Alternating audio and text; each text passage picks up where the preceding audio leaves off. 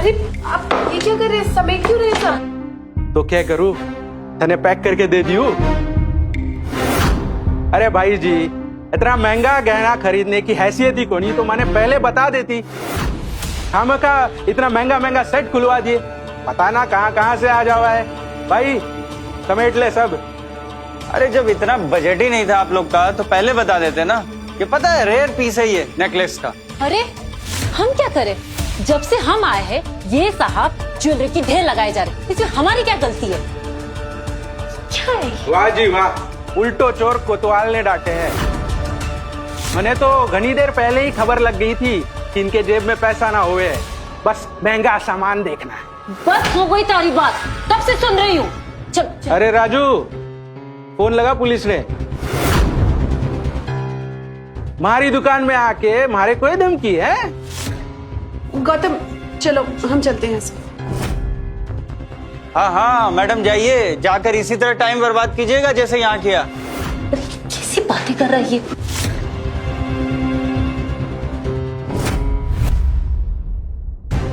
अरे सर, इन लोगों का डेली का नाटक है।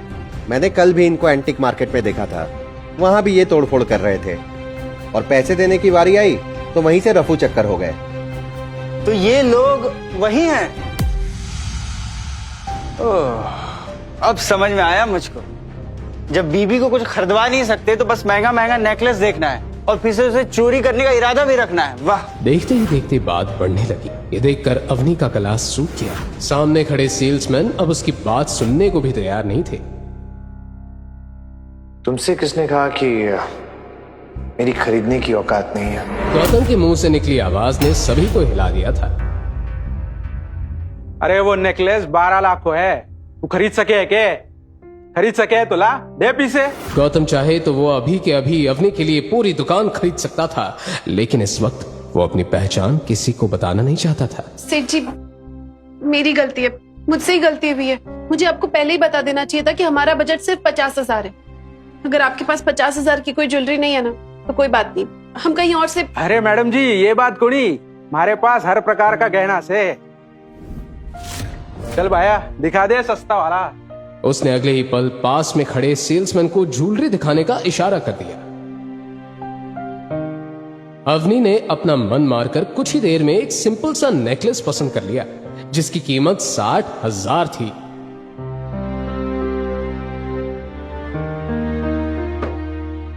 माँ इसकी पेमेंट कर दो। अवनी नेकलेस पैक करवाकर गीता को देखने लगी। पूरा मूड खराब कर दिया उस मनोज गौतम की वजह से। सीना फुला के इतने बड़े शॉप में लेके आए जैसे तो उसके जेब में पैसे। ये लो। गीता ने तुरंत अपने पर्स से पैसे निकालकर कैश काउंटर में जमा करवा दिए। ये लो दे दे भाई। और शॉप से बाहर निकल गई। अनिल और अवनी भी उसके पीछे नेकलेस का बैग लेकर बाहर निकल गए, लेकिन गौतम अभी तक वहीं खड़ा शॉप ओनर को गुस्से में देख रहा था। क्या हो गया भाया, गई तेरी बींदड़ी? जब जेब में पैसा ना होए ना तो आदमी को हवा में नहीं उड़ना चाहिए है? ये बात सुनते ही गौतम गेट से बाहर निकल गया, लेकिन उसके गुस्से का गुबार अभी तक खत्म नहीं हुआ था। बाहर पहुंचते ही उसने देखा अवनी कार के बाहर उसका वेट कर रही थी। सर चाबी। आप लोग चलिए, मैं आता हूं। अब और क्या बाकी रह गया है तुम्हारा? अंदर इतनी बेइज्जती करा कि तुम्हारा पेट नहीं भरा है क्या? तुम ही ले गए थे ना हमें इस महंगी शॉप में, अब पता नहीं और क्या नया। Mom please. दरअसल आप गलत समझ रही हैं। मुझे कुछ सब्जियां खरीदनी थी, रात के लिए सब्जियां नहीं है। अब मार्केट जाए या कहीं भी जाए हमें क्या मतलब,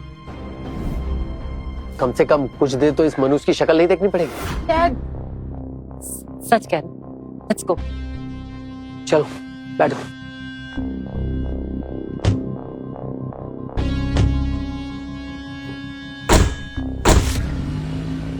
गौतम वहीं खड़ा उन्हें जाते हुए देख रहा था। अपनी आंखों से अवनी की कार ओझल होते ही उसने अपनी शर्ट की बाहें चढ़ा ली और दोबारा उसी ज्वेलरी शॉप पर चला गया।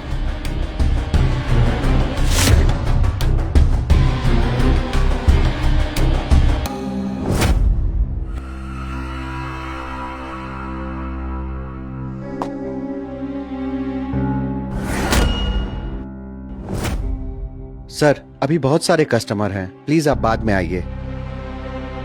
मुझे वो 12 लाख रुपए वाला हार खरीदना है। गौतम की बात सुनते ही सभी सेल्समैन हंसने लगे। ओनर भी अपनी हंसी पर कंट्रोल नहीं कर पा रहा था। के नेकलेस भाया थारो दिमाग अपनी जोरू के पर्स में छोड़ के आ गए हो के? मुझे तो लगता है इसके अंदर का जो मर्द है ना, अचानक अभी अभी जाग उठा है। अगर हंसी ठटोला हो गया हो तो काम की बात करें। तू सच में नेकलेस खरीदेगा?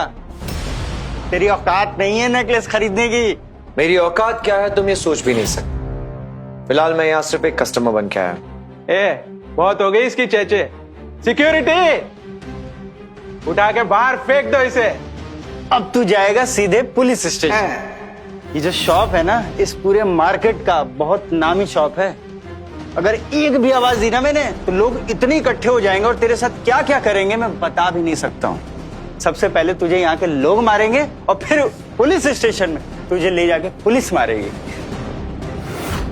ये बात सुनते ही गौतम ने अपना मोबाइल निकाल लिया। वो अब पीछे हटने वाला नहीं था। Hello Munshi ji, shop number 105 old city Ajit नगर।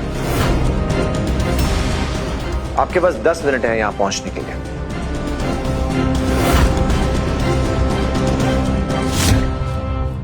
किसको फोन किया था? कोई सुरमा को किया था क्या कि जो आएगा और तुझे बचा के लेके जाएगा?